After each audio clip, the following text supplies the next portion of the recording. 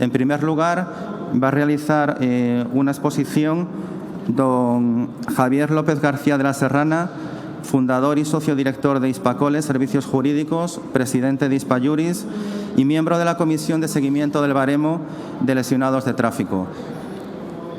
Javier, cuando quieras. Tendremos 10 minutos, más o menos, cada uno de los disertantes.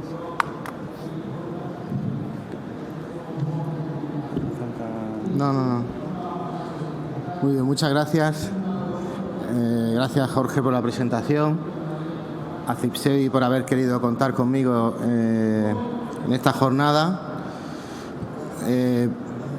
Lo primero que tengo que trasladar es que la víctima de accidente de tráfico tiene un problema grave cuando ha tenido ese accidente y tiene un segundo problema grave cuando se entiende de ella que quiere engañar o que quiere defraudar o que es un mercado al que acudir o que es alguien que está aquí exclusivamente para sacar dinero. La víctima de accidente de tráfico no se le puede victimizar dos veces. Una cuando ha tenido el accidente y otra cuando se le juzga. A ella no se le va a juzgar, se juzga al causante del siniestro. Entonces, es verdad que debemos de evitar toda aquella propensión a reclamaciones injustas o injustificadas. Es verdad que debe estar proscrito el enriquecimiento injusto a costa de un accidente, pero también es verdad y muy verdad que hay muchísimas víctimas de tráfico que sufren mucho y no por ello podemos victimizarlas dos veces acusándolas encima de todo sin muchas veces nada más que suposiciones de que están, dijéramos, aumentando sus dolencias, ¿no? A mí se me ha hablado se me ha trasladado, tenía que hablar de la defensa de la víctima de tráfico. Yo soy abogado de compañía de seguros y, sin embargo, defiendo víctimas de tráfico cuando la compañía así me lo encarga y lo hago con toda honestidad, interés y creo que éxito. Y desde ahí, desde la experiencia de 29 años llevando accidentes de tráfico, recomiendo a la víctima de un accidente que lo primero es que se asesore por un especialista, no por un pseudoespecialista. El problema que tenemos en nuestra profesión, en la profesión de los abogados, es que no están determinadas las distintas especializaciones, al igual que sí lo están con los médicos, y existe,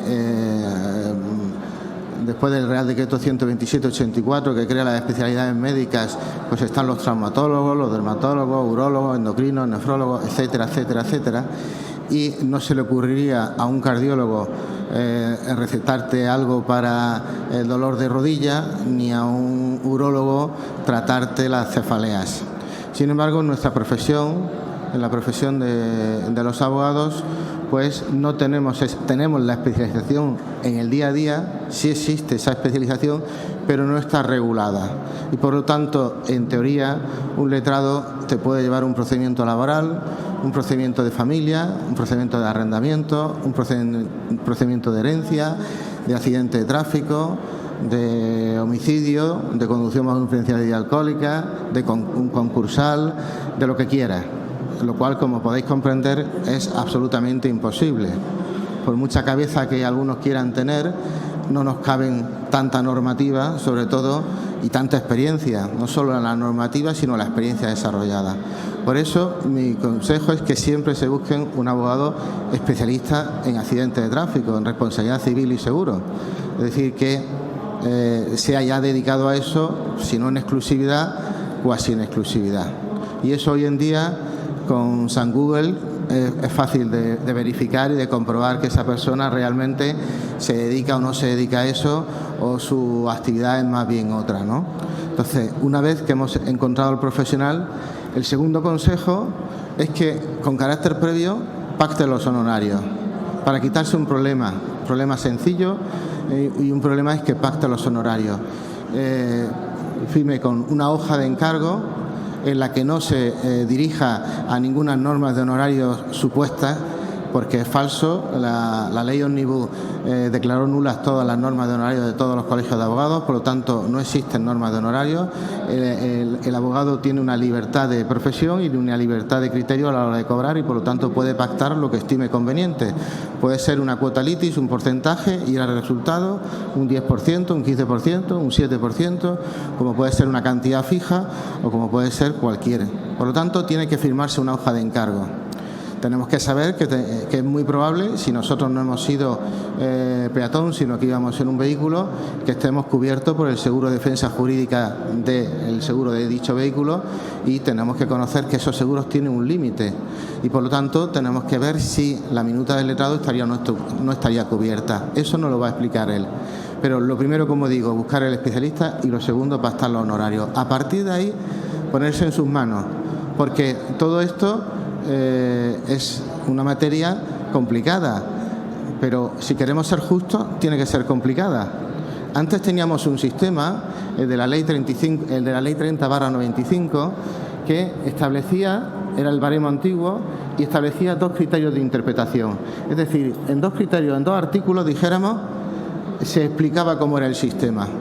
Por lo tanto, se generaba una casuística inmensa, mientras que ahora tenemos un nuevo sistema, el aprobado por la Ley 35/2015, en el que estuvimos trabajando 4 años y que incluye 112 artículos que regulan y que explican muchísimas cuestiones.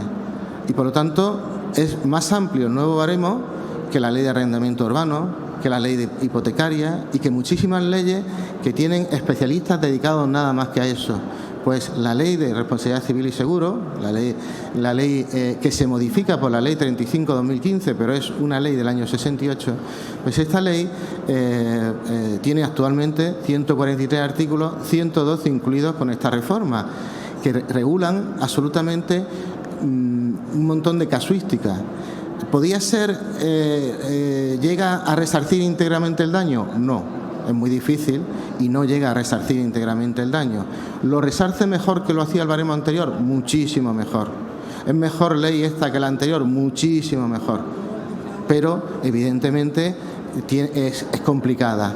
Cuanto más la complicáramos, cuanto más supuestos hiciéramos, más justa iba a ser, pero más complicada iba a ser. Entonces había que buscar un equilibrio entre hacerla justa y hacerla, en cierta manera, de fácil acceso, o al menos para un especialista si pudiera ser un fácil acceso. Por eso nos quedamos, como digo, en esos 112 artículos. En la nueva ley se regulan cuestiones que anteriormente no se regulaban, como es el lucro cesante en lesiones, en secuelas, el lucro cesante de la persona que se dedica a las tareas del hogar en exclusiva, también de las personas que no han accedido al mercado laboral, es decir, los menores de 30 años que no han accedido al mercado laboral. ¿Qué pasa? Que un niño de 2 años que le amputan una pierna o las 2 piernas no va a tener lucro cesante, nunca iba a trabajar. Es decir, se han regulado muchísimas cuestiones que en la ley anterior no se regulaban.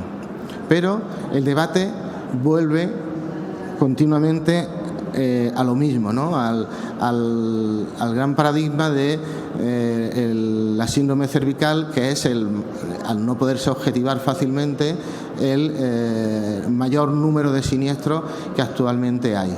Esta mañana aquí en Madrid, de 100 juicios en los juzgados de primera instancia, pues por lo menos 40 o 50 habrán sido de tráfico. Y de esos 40, 38 habrán sido de síndrome cervical. Y por tanto, es normal que a las compañías de seguros les preocupe el asunto y es normal que se hable de ello. Se intentó regular con un artículo, con el artículo 135, al que se ha hecho mención anteriormente, pero convendría tener claro que en ese proyecto de ley, cuando se hablaba del criterio de intensidad, el artículo 135 prevé que para poder determinar si existe o no existe ese traumatismo menor de columna, hay 4 criterios que ya venían de antes, pero que se ponen negro sobre blanco: el criterio de exclusión, el cronológico, el topográfico y el de intensidad. Y en ese de intensidad, en el proyecto de ley se decía de intensidad, que consiste en la adecuación biomecánica entre la lesión sufrida y el mecanismo de su producción, teniendo en cuenta la intensidad del accidente y las demás variables que afectan la probabilidad de su existencia. Sin embargo, mediante enmienda parlamentaria, el 14 de julio del año 2015, fue suprimida la palabra biomecánica del criterio de intensidad, precisamente porque, aunque son importantes y son valiosos los informes de biomecánica, no son ciencia exacta, dependen de muchas circunstancias y así lo ha puesto en manifiesto la jurisprudencia. Y por eso se eliminó la palabra biomecánica del artículo 135, al igual que se eliminó la palabra exclusivamente, que en su párrafo segundo decía la secuela que, perdón, exclusivamente no, excepcionalmente. La secuela que excepcionalmente derive de un traumatismo cervical menor se indemnizará solo si un informe médico concluyente acredita su existencia. También, mediante esa enmienda parlamentaria, se quitó la palabra excepcionalmente y actualmente se dice que es la secuela que derive de un traumatismo cervical. ¿Por qué? Porque las secuelas se tienen o no se tienen, pero no se tienen excepcionalmente. Aunque de eso podrá hablar muchísimo mejor el doctor Laborda, que hablará después de mí. Sí quiero terminar dejando claro un par de apartados más. En primer lugar, el artículo 37, que es el artículo para mí mejor del nuevo sistema, en el que habla de transparencia, en el que habla de honestidad, en el que habla de que la compañía y la víctima tienen que ser honestas, la víctima se tiene que dejar ver, se tiene que permitir hacer un seguimiento de su dolencia y a cambio la compañía le tiene que entregar un informe médico en definitivo con respecto al seguimiento que le ha venido haciendo. Pero el 37.1 te dice que serán criterios clínicos los que se tendrán en cuenta en este informe. Y el 97.1 te dice que la puntuación de las secuelas será por criterio clínico. Es decir, son las clínicas, son los médicos los que tienen que hacer la cuantificación del daño y nadie más. Anteriormente era muy típico que abogados, jueces, tramitadores decidían los puntos a los que tenía derecho una víctima y eso conforme al 97.1 no puede ser. Por todo ello creo que se tiene que dejar asesorar por el especialista, entender que el nuevo sistema es mucho mejor que el anterior pero más complicado, ser muy transparente en la relación con el profesional y luego está claro que nada es perfecto y se puede mejorar. La Ley 35/2015 ha sido la primera en la historia de España que ha establecido un sistema de revisión en su disposición adicional mediante el informe de evaluación ex post. La evaluación de las normas, una vez dictada, no estaba prevista en España. En la Ley 39/2015, la de procedimiento administrativo común, la que establece la evaluación ex post de las normas, 3 años después. Bueno, pues como la Ley 35/2015, 4 números antes que la 39, la de procedimiento administrativo común, ya conocía esa evaluación ex post, ya lo puso en la disposición adicional. ¿Qué quiere esto decir? Que durante 3 años, estos primeros 3 años, esta norma ha estado en evaluación y los miembros de la comisión de seguimiento hemos tenido una serie de encuentros con médicos, con forenses, con tramitadores, con víctimas, con asociaciones de víctimas, con abogados de víctimas, con jueces, fiscales y hemos hecho cerca de 1000 encuestas y además pues hemos hecho un seguimiento a más de 500 casos para ver qué se podía mejorar, qué seguimiento o qué evaluación ex post dábamos de la norma. Y hace aproximadamente 20 días fue presentado nuestro informe de evaluación ex post que prevé o solicita o aconseja 53 reformas de la norma, 48 de ellas de manera unitaria, es decir, por unanimidad de toda la comisión de seguimiento y por lo tanto entendemos que serán tenidas en cuenta y dicho informe será presentado en breve. Por lo tanto, la propia norma va a tener, esperemos que más pronto que tarde, una modificación una vez visto los principales cuestiones o problemas que tiene. No quiero terminar sin volver a como empecé, ¿no? Es decir, yo adoro el seguro. Considero que el seguro es una figura fundamental que nos ha permitido evolucionar al ser humano desde el siglo XIII que se inventa hasta la fecha, nos permite socializar el riesgo. Por lo tanto, soy un gran defensor del seguro, pero también soy un gran defensor de la víctima. Considero que a la víctima no hay que victimizarla dos veces, hay que preocuparse por ella, que bastante tiene con haber tenido un siniestro y todo lo que ella ocasiona.